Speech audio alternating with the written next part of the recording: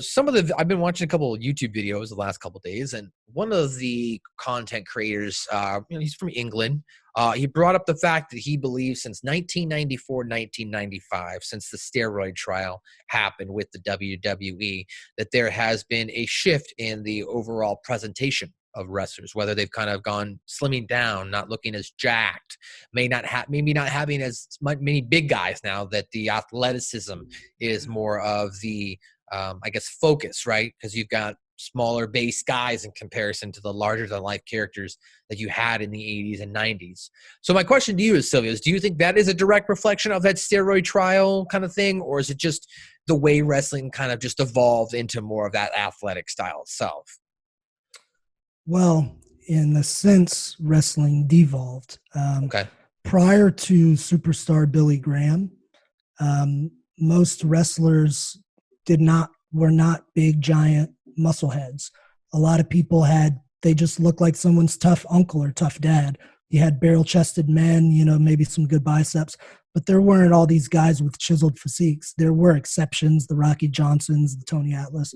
But back in the day, man, until around the mid-'80s, when everybody got on steroids and Vince got the big TV push and that was what was selling, a lot of wrestlers didn't look like that. Go back and watch history. Wrestlers just looked like average people that could win a fight.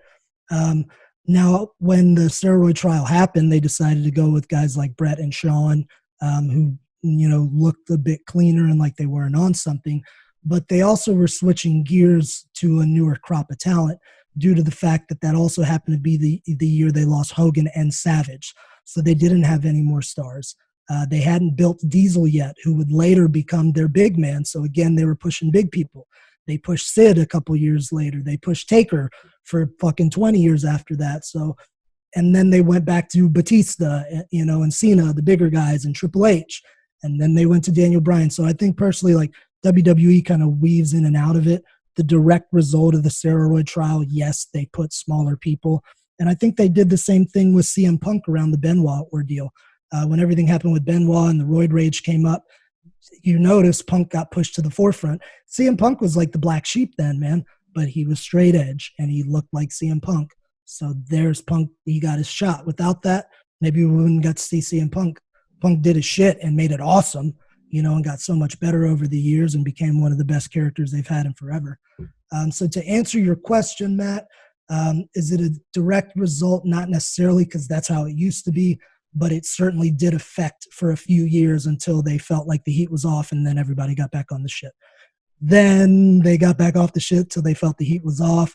Now some people question certain body types like a Jinder Mahal or Goldberg or Brock Lesnar, and it is what it is. It's wrestling.